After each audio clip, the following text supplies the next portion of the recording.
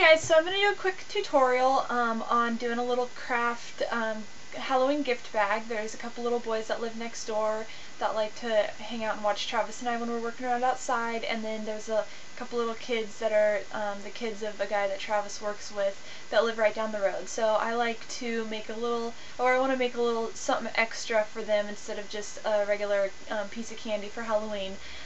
So these are great little gifts. They're really super easy. There's a candy corn one, a moon and stars one, and a bat one, and then a spider one. And they're just fun little easy things to do. I wanted to do this a couple weeks ago, but I didn't have enough time, so it's kind of last minute. But they're also something really easy you can convert into doing a Christmas gift bag type thing, or even a birthday thing. So if you want to see how I did it, just keep watching, and I hope you guys enjoy it. Thanks. I'm just going to kind of jagged edge cut the top of them.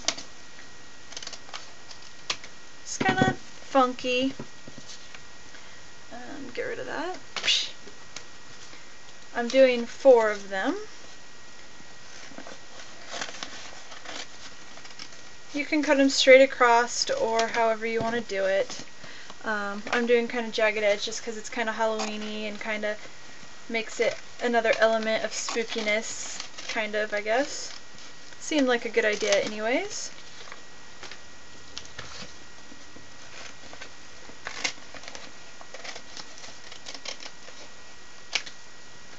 So there's the bags. So what I'm going to do now is I have this stamp set. I used to be a Stampin' Up! Demonstrator, so I have everything that looks kind of professional, but I'm not anymore. I just have it for a hobby now. So this is just a stamp set that's got bats, there's a spider stamp, a candy corn stamp, and a moon and stars stamp. So since I'm doing 4, I'm going to do 1 of each. Basically what I'm going to do is I'm going to take, for the spiders, I'm going to take a black ink pad. I'm just going to ink it up. Ink up. Get some good ink on there. It doesn't have to be perfect because it's just going to be kind of fun and crazy. And I'm just going to stamp the spiders all over, so they're kind of evenly all over the bag. Stamp off the edge. See how I kind of just stamped off the edge over there. Keep going. And then I'm going to do the other side. Just fold the bag flat.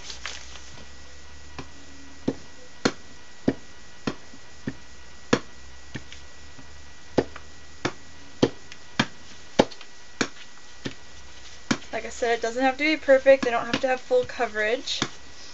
It's just kind of fun and cute, and nobody's going to really notice anyways. And then you can open up the inside. It's going to be kind of tricky to do.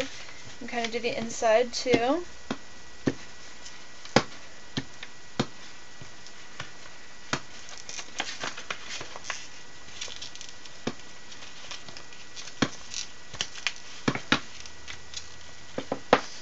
So it doesn't look perfect, and it's kind of squishing the bag, but again, it doesn't matter. It's for Halloween candy, so nobody's really going to care about the bag anyways. They're going to just rip into it and chow down on whatever's inside.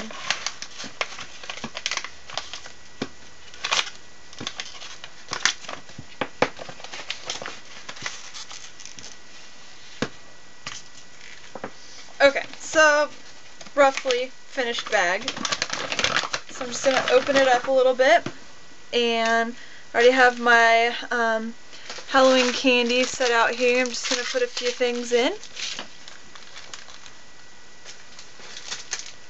Some Smarties and Snickers and Nerds and other random little Halloween candy. Put just like inside there. And I already pre-cut some black ribbon to tie around. Just kind of crunch it all together.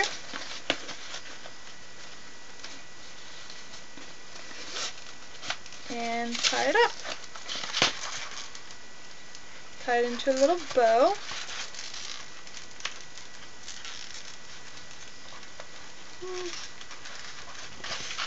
There we go. And then I'm going to just trim off the extra. Whoop.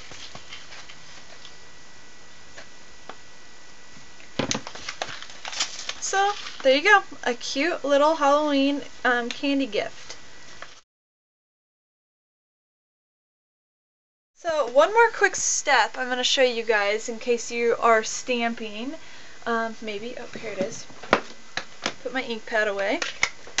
A couple things. First of all, if you're stamping, it's always important to store your ink pads upside down.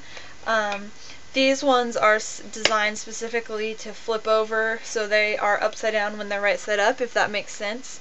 But if you have any that are regular ink pads like this that just come off in the ink pads there, it's important to store it upside down. That way when you're ready to use it, the ink is fresh and it's at the top of the pad instead of soaking down at the bottom where you're not ever going to get to it.